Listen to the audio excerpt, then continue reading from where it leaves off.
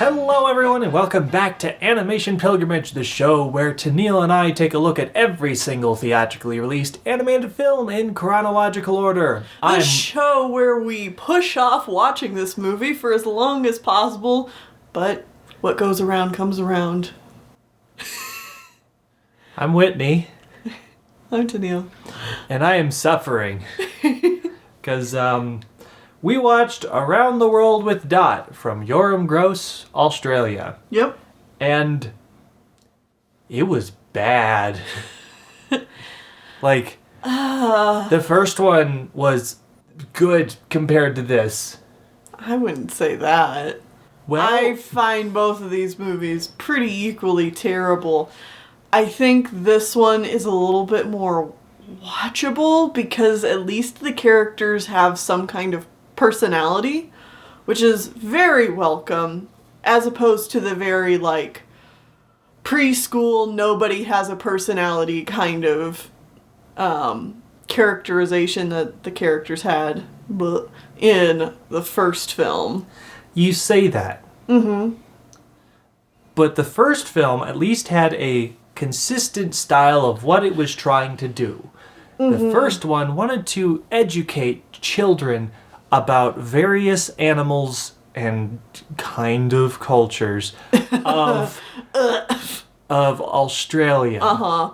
This one doesn't know what the hell it's doing at any given point. Oh, and it no. changes every time they go somewhere new. Yeah, I know, and I don't disagree with you. I think this movie's hot garbage, but, personally, I welcome character.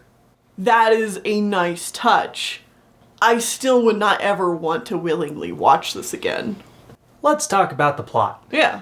So Dot is back, except we're in present day now, and the last movie definitely felt like they were implying it was back closer to the settler days of Australia. Yeah. And now we're in modern day, and I'm like... They're like, that alright, was too hard to do, so we're not doing that again. Dot runs a zoo now with she a runs a boy zoo. named Ben. Who cares? Uh-huh. He doesn't matter. He's in the movie for 3 seconds. Yeah. Anyways, Dot decides that she's still looking for the baby Joey that went missing in the first movie. Mm-hmm. And in case you missed the first movie, don't worry. The first thing they do in this movie is recap the first movie for over 5 minutes, replaying the entire song of her riding in the red kangaroo's pouch. To ride in the pouch of a red kangaroo. This is a terrible start to a film. If you're when- spending the first 5 to 10 minutes of your movie just recapping the last movie, literally beat for beat, shot for shot. Not even recapping it so much as just playing the film's greatest hit, which is just that song. That song and then most of 2 other scenes. Which have nothing to do with this film. No, it's just kind of the recap plot beats of the last one where she meets with the animals and then she goes home. Right. That's it. That's all they show us. It's dumb. It's really bad. I hate it.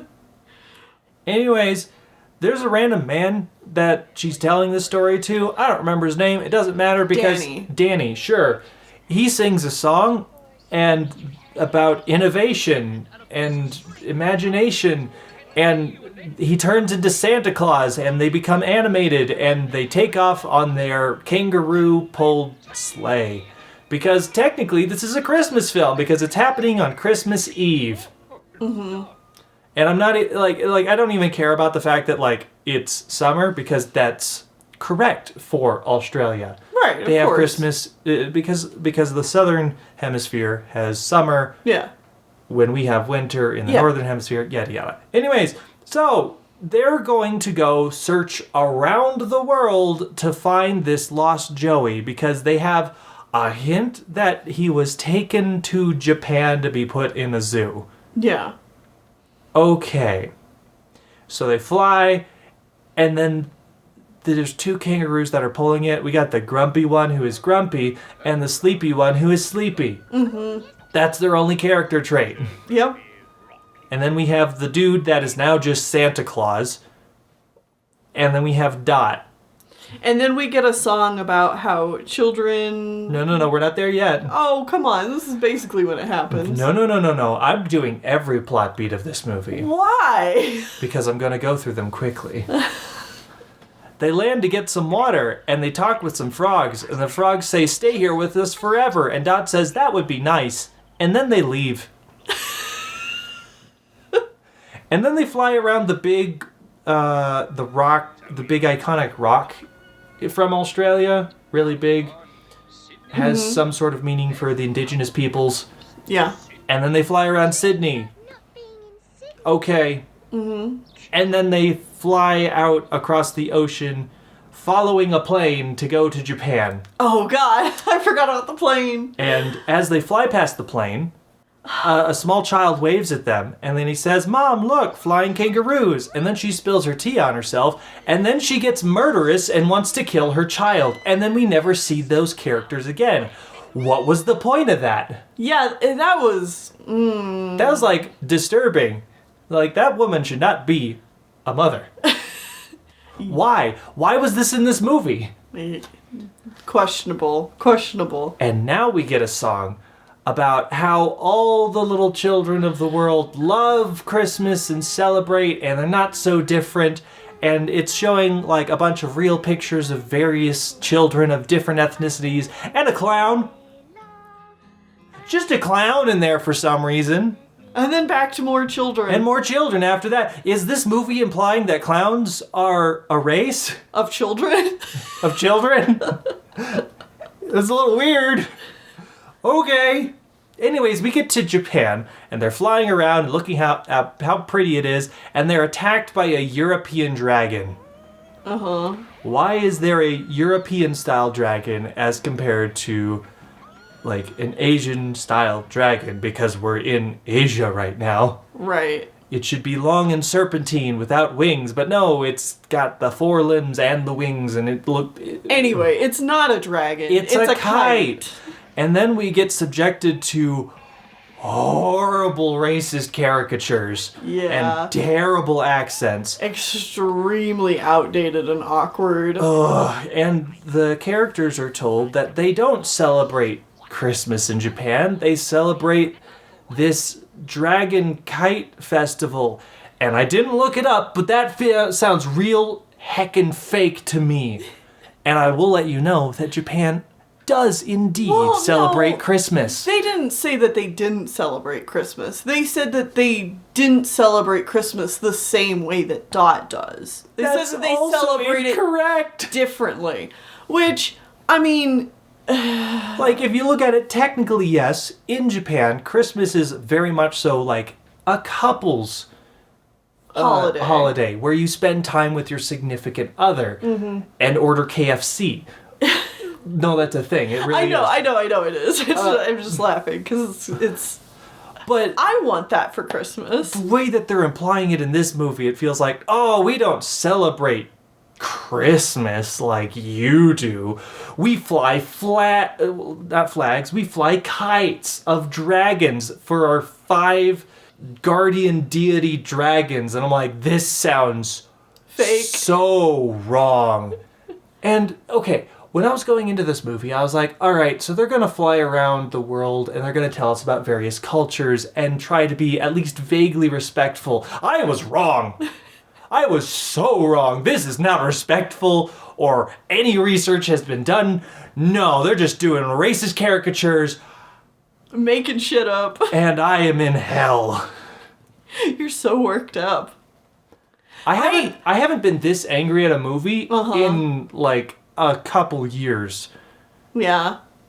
This was bad. I don't know. And makes me personally angry.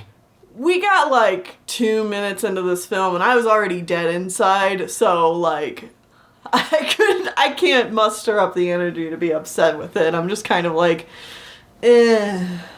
So a goldfish tells them that the Joey was taken to Russia to become part of a circus. To Moscow. Yeah, so they go to Moscow in Russia to see the circus, and then we get there, And then we find out that Joey was best friends with a polar bear, and they did great tricks, but then they're like... Named Boris, because of course. Of course.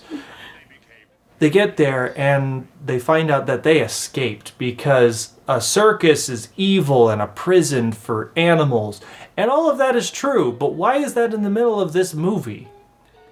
Why is that here? Because suddenly we're going to talk about how circuses treat animals really poorly, especially back then. Yeah, but and that's true. And I don't think... I think in a lot of places, circus animals are not allowed anymore. Oh, yeah. In America, at least, circus animals are not allowed. Yeah. I'm fairly certain. I think I mean, that's only a fairly recent development, like in the last 5 to 10 years. Yeah. Mm-hmm. It's frustrating that it's taken this long, but I think pretty much every zoo or circus in America has outlawed the use of animals for tricks and stuff like that. Right. Which is good. It's good. Anyways, they find out that he left and went to go hide in Siberia, which is in the opposite direction of Moscow in Russia. So they went from Japan way over to Moscow and then way back towards Japan to go to Siberia. Right. And so in Siberia, they do a Three Little Bears bit. Like Goldilocks and the Three Little Bears were they just go into this cabin and they do the Three Bears bit. This bed is too hard. This bed is too soft. This one is just right. And the same thing with the porridge. And I'm like, why is this happening? Right. What? Why? We're changing themes again.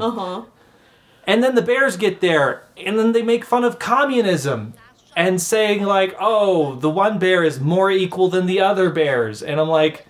We're really, respecting other cultures and showing off the diversity of the world here. Yeah, we're doing a real good job of painting all cultures in a similar light. What is going on? And then they tell us a story about how Christmas trees started because the old people, the Tsar said that was really drunk and said everyone could have these dumb little trees or something. Right. And I'm like, wow. What is going on? Anyways, the Joey didn't come here. He went to Germany or something. So they leave. Yeah, Germany. They leave and they go to Germany and they run into a group of German reindeer. Fun fact, reindeer are not indigenous to Germany. Or at least they're not anymore. It's too far south for reindeer.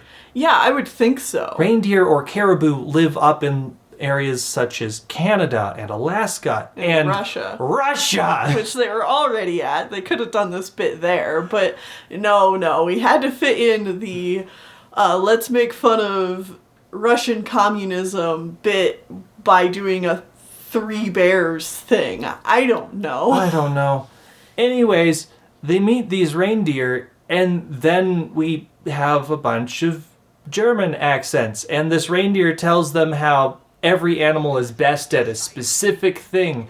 And kangaroos shouldn't be pulling sleds. It should be reindeer. But then they tell them that, okay, you pull the sleigh around in Australia, which is very large and hot. And the reindeer are like, okay, you can do it.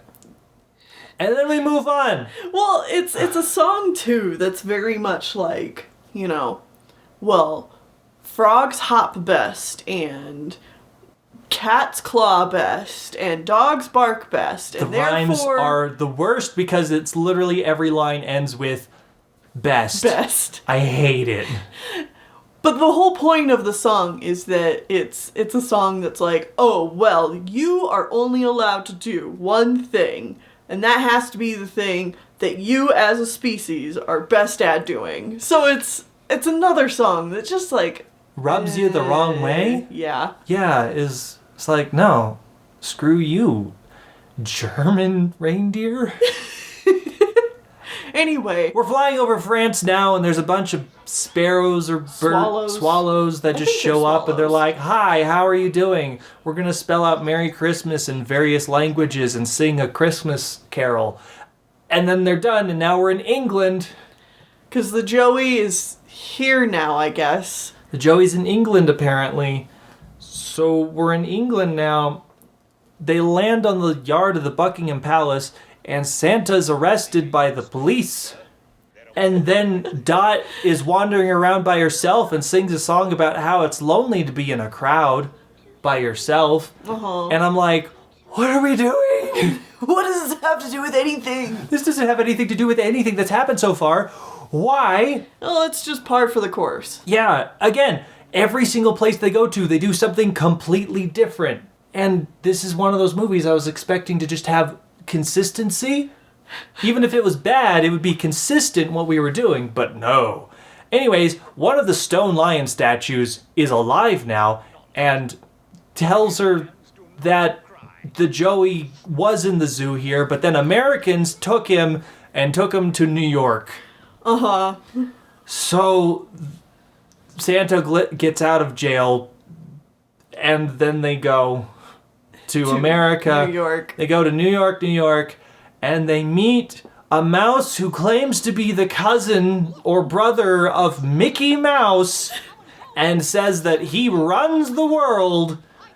And he sings a song about how New York is the best and just uses a bunch of lame lines about New York over and over again because none of these songs have any originality and are literally the worst. This mouse also has an American accent, and a quote-unquote American accent. I cannot tell you what it's supposed to be. I'm sure, well, I know for a fact all the accents in this movie are horrible. Mm-hmm. But like hearing what is supposed to be a New York American mouse speak, I'm just like, oh, what is that? And the funny thing is, Australians are very commonly known for doing American accents for American television because many American companies outsource their shows to Australia. I mean, yeah. Australia and New Guinea and, like, that area of the world. Uh-huh, but this is also 1981, so... Like, that hasn't quite started yet, I guess. Yeah. Anyways, and then he ends off by saying that he and a conglomerate of mice control the United Nations. Yeah. And if a country makes the wrong choice, they change it. And I'm like, holy shit. What? We're not, like, do you think we're supposed to empathize and think this is a good thing? Well, I'm just like, wait, so what happened to the theme of going to other countries and showing off Christmas Christmas celebrations that and happened stuff? twice. Yeah, it's like, you could have gone to New York and you could have talked about, like, you could even still make jabs at Americans and be like, oh, look, here in New York, people are shopping. You know, Christmas is a big commercial holiday, and blah, blah, blah, blah, blah. That hasn't become an apparent thing that people are not okay with yet in 81. Yeah, it is, though. Like... I guess. Like, that kind of consumerism has already been something that's been around in our culture since, like, even earlier in the century. But either way. Yeah, it's just... They leave this dumb mouse... Instead we're gonna talk about how the mice control the world. They leave this mouse who is not helpful. They go to the New York City Zoo, and they find the Joey, and they give him a hug, and suddenly they're back in Dot's zoo, and they're live action again, and it kind the of movie's implies over. that none of this actually happened. Yeah. It does that whole, like, ooh, we were actually sleeping or something this whole time. Don't know, but they have the Joey now, who is definitely not a red kangaroo Joey. It's definitely a gray kangaroo Joey. Unless, okay, I could be wrong here, and maybe Joeys, as they get older, get their red coats, but this is definitely a gray kangaroo. It is not a red kangaroo in this shot. And I'm like, did you just not have a red kangaroo Joey on hand for this shot? I mean, I'm not going to claim to know anything about kangaroos. Like, maybe it is a red kangaroo and their fur changes when they get older. But I do want to say that, like, the kangaroo that was animated and shows up in all these scenes is definitely older looking than this itty bitty baby Joey that they have at the very end. Mm-hmm.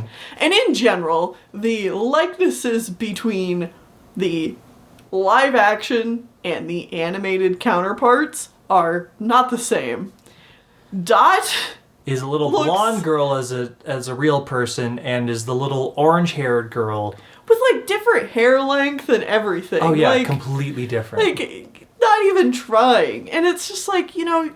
Oh, by the way, the movie's over now. Yeah, the movie's over. That. But you know, like when you're drawing and you have like your live act, you can just draw them to look more like the thing you know is there. Like,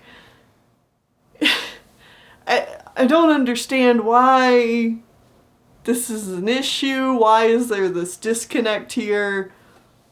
I will say that technically they did go around the world. Technically. Because they start in the southern hemisphere of Australia, they go up through Asia, over to Europe, over to America, and presumably to get home they flew over the rest of America and then over the Pacific Ocean. They didn't really explore half the world though, because they didn't go to Africa, they didn't go to South America, like they don't even mention those places, like they just go to the very much so westernized areas and Japan for some reason. Yeah. I mean, Siberia would be... Yeah. I don't know. But like, it's the big countries that you think about as the...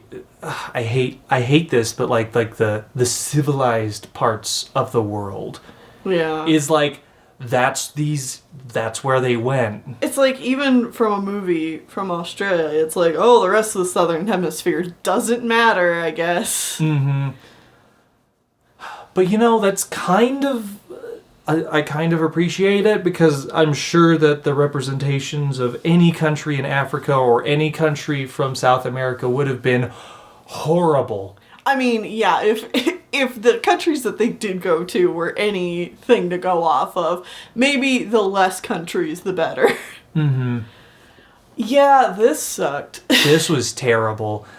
I seriously thought when we were going to go into this, it was just going to be some really boring, kind of lazy exploration of other countries. Which, I mean, it was. It was, but so much worse than I expected. And, like, they don't even really touch on any of the cultures of these countries at all. It's like, you didn't do any research? None? Zero? Okay, then why didn't we, like, explore the animals of these regions, because that's what the first movie was about. No? Okay. This is bad. This is just really, really bad. Oh, another thing I just want to bring up is that, okay, so Drew Forsyth plays Danny/Santa Claus in this film. Ashley Eyer plays the little human girl, Dot. But then Barbara Frawley plays animated Dot.